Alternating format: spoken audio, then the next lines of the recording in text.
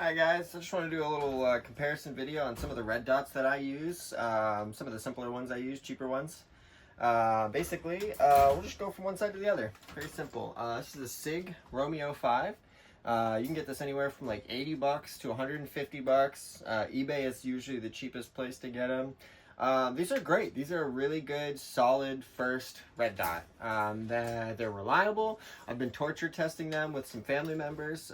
We have a batch size of about 10 ourselves, and we have yet to have a failure rate with any of them. So 10 out of 10 is going to be a pretty high recommendation rate at that point of all of them not being affected by weather. We've froze some, we've submerged some, we've just been wiping bad things on them and not using nice cloth lenses, and none of the glass is scratched, no loss. As far as if you're somebody with astigmatism, this dot is a little bit better than the Holosun 403B as far as blur and bloom goes. Personally, at least, everybody's astigmatism is obviously different. That one works out pretty well for me. Next is going to be a Holosun 510C. This is a little bit less of a favorite. I have had two separate problems with this one. One, the magnifier needs to be at a very, very exact height to work with this optic. It has to be absolutely perfect to get a good view of under this window and above this nub. And it's really easy for it to be off a little bit if you're using spacers or different optic mounts. Like I use this magnifier I'm going to show you on multiple of these guns, and normally I don't have to adjust the height, but I can't use it on this gun because it needs to be so perfect for this optic that I can't make it work. The other problem with this one is exposed emitters. Some people are going to be like, oh, my RMR, my pistol has been fine forever. That's great. Your pistol goes through a different amount of work than your rifle does. This is a huge exposure right here. Your emitter is right there on the front of that, and you probably won't be able to see, but mine is broken.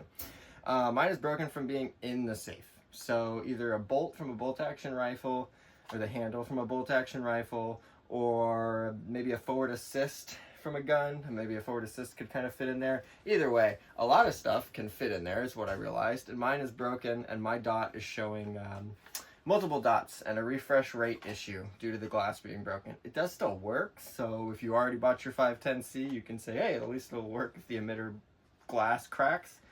But yeah, it's not my favorite.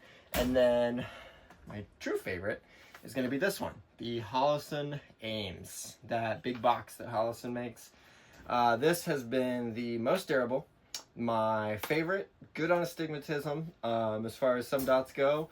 Reliable. I love these extra windows. You've got these clear glass windows, or plastic probably, that you can drop down and you have a second set of glass. So you can just leave them up all the time, shoot the gun like this, drop it in the mud, flick these down, and you've got a brand new clear optic to fight.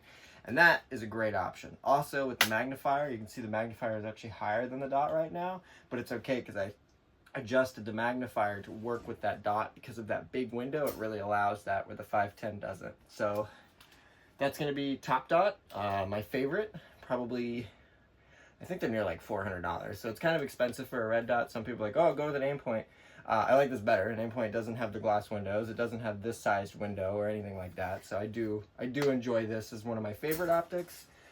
Second favorite is going to be the beginner optic. So literally the Romeo 5. Like I said, I've got a batch of 10.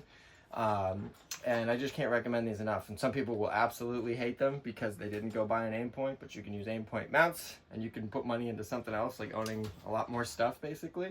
When you're just getting a tube optic, there's no point in spending the extra money. And then realistically, I don't recommend it, but it exists, the 510C. You know, this video is going to kind of point out why I wouldn't choose it in comparison to the others. So if that's what you've chose, sorry for you. It's not going to not work. They do work, but it's definitely my least favorite out of these three options. What's your favorite red dot?